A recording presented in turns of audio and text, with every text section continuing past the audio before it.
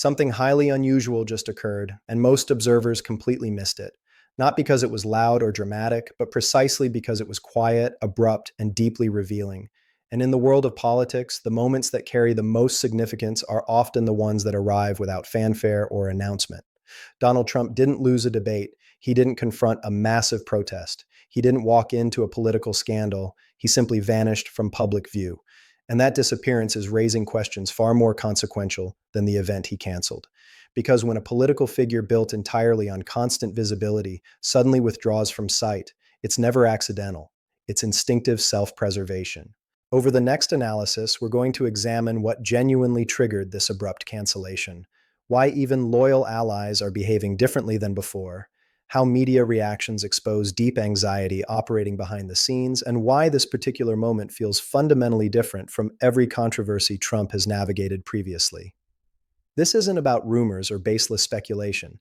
It's about observable patterns, measurable reactions, and what happens when power shifts from commanding attention to managing perception instead. The quiet cancellation that spoke volumes. It didn't happen with sirens or dramatic announcements or even last-minute scrambling behind velvet ropes. It happened quietly, almost awkwardly. The kind of cancellation that communicates more than any official press release ever could. Because when Donald Trump pulled the plug this time, it wasn't calculated strategy. It wasn't perfect timing. And it wasn't optics gone temporarily wrong. It was raw instinct. The visceral instinct of someone who recognizes when being publicly seen causes more damage than strategically disappearing. And that particular instinct has been activating more frequently lately. Because there are two things Donald Trump fundamentally cannot tolerate: not now, not ever, and especially not at this precise moment in his political trajectory: public rejection and visible weakness. And both of those threats were waiting for him the moment he stepped outside the carefully controlled environment his handlers work relentlessly to maintain. Trump understands crowd reactions in a way most politicians never grasp, not as background noise or partisan theater, but as a personal verdict, a public measurement of his continuing relevance and power. And lately, that measurement hasn't been favorable, because regardless of where he appears, regardless of how meticulously curated the audience is, certain sounds break through. Sharp, unmistakable, impossible to spin favorably. But the negative crowd reactions are only half the equation, because the other half, the part that genuinely frightens him far more, is what happens when people look past the brand, past the slogans, past the bravado, and start observing the man himself. The pauses that linger uncomfortably long, the movements that seem heavier than before, the moments that don't quite land the way they once did with such apparent effortlessness. And in politics, perception isn't just reality, it's destiny. The health question nobody wants to address. In recent weeks, reporting across multiple major media outlets has begun circling a topic that Trump's inner circle treats like a dangerous third rail: his health. Not in the sense of official medical diagnoses or released records, but in the very human, very visible sense of how he appears physically, how he speaks publicly, how he carries himself in unscripted moments. When journalists at the Daily Beast submitted a routine request for comment about a visible bruise on Trump's hand, it wasn't an ambush. It was reporters doing what journalism is fundamentally supposed to do: noticing something unusual and requesting clarification. But the response they received wasn't clarification or transparent explanation. It was pure hostility, a personal attack so disproportionately over the top that it revealed just how sensitive this subject has become inside Trump's operation. Because when a simple, straightforward question triggers that kind of explosive reaction, it tells you the nerve has already been completely exposed. Over the past year, a growing number of commentators, analysts, and veteran political observers have started voicing concerns, not as definitive declarations, but as persistent questions, the kind that linger in public consciousness, the kind that audiences start asking themselves once the initial idea has been planted. Even establishment media voices that once treated Trump's unconventional behavior as just another quirk have begun subtly shifting their tone, not making explicit claims, but acknowledging observable patterns, noting visible changes, and openly wondering what they might signify. And when figures from outlets like the New York Times, the Wall Street Journal, and the New Yorker start converging on the same underlying unease, it signals something bigger than partisan noise. It signals a narrative forming in real time. Trump comprehends better than almost anyone that narratives once formed and solidified in public consciousness are nearly impossible to reverse, especially when they're reinforced by visual evidence, by moments captured on camera, by absences that speak louder than any appearances. The timing couldn't be worse. The timing of this particular cancellation matters significantly because it didn't happen in a vacuum. It happened just as Trump returned from a high-profile international appearance in Davos where cameras were unavoidable, scrutiny was intense, and every detail was dissected frame by global media. And instead of leaning into the spotlight like he historically would have done without hesitation, he pulled back sharply, suddenly, and very publicly, signaling to anyone paying close attention that something fundamental has shifted in the cost-benefit calculation of being visibly present. Meanwhile, other prominent figures in Trump's political orbit didn't disappear from public view. They stepped forward confidently. Mike Johnson, J.D. Vance, familiar faces at familiar events, speaking comfortably, projecting confidence, filling the physical and media space Trump left conspicuously vacant. And that contrast only sharpened the question hanging uncomfortably in the air. Where is Donald Trump? And more importantly, why isn't he here when he normally would be? Because in Trump's carefully constructed political world, absence is never accidental. It's always tactical. And when the tactic becomes avoidance rather than dominance, it suggests a leader responding reactively to external pressure rather than proactively shaping the narrative. What the cancellation actually reveals. This is the point where the story stops being merely about a canceled public appearance and starts being about what that cancellation fundamentally reveals. About a president who has always treated the public stage as his natural habitat, now carefully calculating the risks of stepping onto it. About a political operation that understands its candidate is most vulnerable not when he's actively attacked by opponents, but when he's simply observed, uninterrupted, unfiltered, and unprotected by carefully orchestrated spectacle. Trump isn't just fighting critics or hostile media narratives. He's fighting time itself, fighting evolving expectations, and fighting the unforgiving nature of public perception once it begins shifting. And every decision to cancel appearances, to hide from scrutiny, to delegate visibility to other Republican figures feeds the same question his team is desperate to suppress. Is this still the same Trump we've known? Or are we watching a fundamentally different phase of his political life unfold in real time?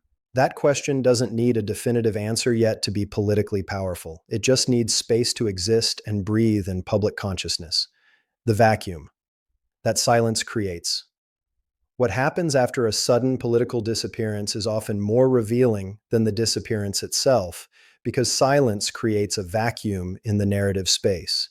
And in politics, vacuums get filled rapidly. Sometimes by allies desperately trying to protect you, sometimes by opponents methodically sharpening their attacks, and sometimes by reality itself, which doesn't need intention to cause damage. It just shows up uninvited. While Trump's team may have hoped the story would cool down and dissipate naturally, it did the opposite.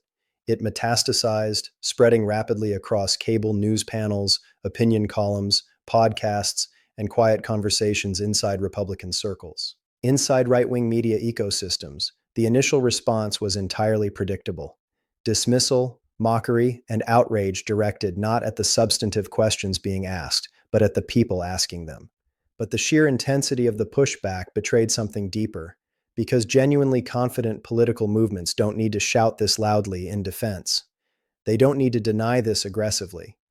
What was conspicuously missing from those coordinated defenses was the one element that would have ended the story instantly: Donald Trump himself. For a political figure who built his entire brand on never backing down, always dominating the news cycle, and thriving on confrontation, his extended absence became the loudest statement of all. Behind closed doors, Republican strategists began running scenarios, not publicly but quietly assessing political risk, evaluating potential exposure, and asking questions that would have been completely unthinkable just a few years ago. Because while loyalty to Trump remains strong in large segments of the party base, that loyalty has always coexisted with political self-preservation instincts. The contrast that changes everything. Mike Johnson and J.D. Vance stepping prominently into the public spotlight created a contrast impossible for political observers to ignore. Here were prominent Republicans showing up visibly, speaking clearly and confidently, delivering messages without apparent hesitation, projecting stability and control. While the party's central figure, the man around whom the entire movement revolves, remained unseen, unheard, and conspicuously absent from the very spotlight he once dominated effortlessly. And in politics, optics are never neutral. They always tell a story. J.D. Vance's public clash with Laura Loomer only added another layer, exposing the internal friction simmering just beneath the surface of the Trump-aligned movement. A movement that has long depended on Trump's overwhelming physical presence to keep its disparate factions aligned. Meanwhile, the media cycle kept advancing, and with Trump not physically there to redirect attention, reporters continued pulling at the exposed threads, revisiting past moments, replaying video clips, comparing speeches across different time periods. And observation, when sustained over time, has a way of fundamentally changing public understanding, because repetition gradually turns curiosity into concern, and concern into expectation. Trump's relationship with the press has always been intensely adversarial, but also deeply symbiotic. He feeds off media coverage even when negative, because coverage keeps him central and unavoidable. But this time, the coverage wasn't feeding him politically. It was dissecting him analytically. And that distinction matters enormously, because being talked about constantly is not the same as being in control of the conversation's direction. The danger of gradual erosion. What makes this particular moment especially dangerous for Trump politically is that it's unfolding gradually rather than explosively. Not as a single shocking event, but as a series of small, cumulative signals building over time.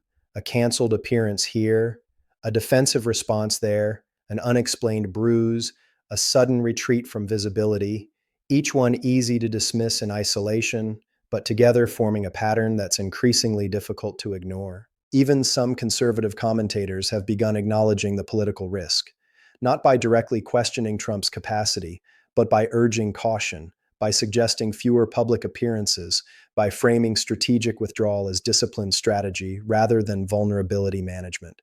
And when restraint suddenly becomes the primary selling point for a figure never associated with restraint, it signals a dramatic shift. All of this unfolds against the backdrop of a Republican Party facing its own identity crisis, torn between doubling down completely on Trumpism and preparing for a political future that may require new messengers and fundamentally new strategies. The irony is that Trump's instinct to disappear may actually be accelerating the very scrutiny he's trying to avoid, because every day he remains conspicuously out of sight reinforces the growing sense that something is being actively managed or concealed. And politics abhors uncertainty almost as much as it abhors visible weakness, because uncertainty creates expanding space for doubt, and doubt spreads faster than certainty ever can. Recent January 2026 context. Recent developments in late January 2026 have only intensified these dynamics. Trump's return from Davos has been marked by conspicuous silence rather than the typical media blitz. Republican surrogates have dramatically increased their public presence, creating an unusual power vacuum. Major outlets have begun running analytical pieces comparing Trump's current demeanor to archival footage. Reports suggest internal Republican polling is testing voter responses to 2028 scenarios that don't center on Trump. The changed calculation. Trump finds himself at an impossible crossroads, caught between the risk of being seen and scrutinized versus the risk of remaining absent and fueling speculation. Political history shows that leaders who hesitate at critical moments like this rarely regain full control of the narrative once it's escaped their grasp. Because once the audience starts actively watching for signs of decline, every subsequent moment becomes a test. And tests are unforgiving when the audience has already formed expectations. Trump may return to the spotlight. He may deliver powerful speeches. He may dominate cycles again. But the difference now is that the audience has learned to watch for what's missing as much as what's present, to notice cancellations, substitutions, and silences that once would have gone unquestioned. And once an audience learns that interpretive skill, it never unlearns it. The erosion of power. Political power doesn't vanish overnight. It erodes quietly through hesitation, through caution, through allies choosing safer language and less visible proximity. Where once there was confident willingness to put Trump everywhere, there is now restraint, calculation, and strategic avoidance, not framed as concern, but as strategy, a word that often masks fear more than it demonstrates foresight. This is not how Trump built his political rise. His entire identity was forged in confrontation, in spectacle, in the absolute refusal to hide. And when a leader who thrived on excess visibility starts choosing strategic absence, it signals an internal recalibration that supporters may not fully acknowledge consciously, but instinctively feel. Inside Republican circles, conversations are no longer primarily about how loudly to defend Trump, but about how closely to stand next to him politically, because proximity carries risk when uncertainty grows. Trump's defenders argue this is just another media cycle that will fade, but what they struggle to explain is why this time feels heavier, why reactions are more defensive, why the man who once relished confrontation now seems to measure the cost of every appearance. The danger for Trump is not that people are criticizing him, he's always survived criticism. It's that people are watching him differently now, not as a disruptor, but as a figure being assessed and compared to his own past. Final analysis. In the end, this isn't a story about mockery or scandal. It's a story about power under pressure, about what happens when the tools that once guaranteed dominance start producing risk instead, and about a political figure confronting the reality that visibility, the very thing that built his unprecedented rise, may now be the thing that exposes him most clearly. Whether this moment becomes a footnote or a turning point will depend on what comes next. But one thing is already clear. The era where Donald Trump could simply show up and overwhelm any narrative by force of presence alone is no longer guaranteed. And in modern politics, that realization, more than any headline or cancellation, is where real change begins. The question now isn't whether Trump will return to public view. It's whether, when he does, the audience will still be watching the same way they once did, or whether the lens has shifted permanently and every future appearance will be measured against the absence that preceded it. That's what makes this moment different. And that's why it matters more than most people currently realize.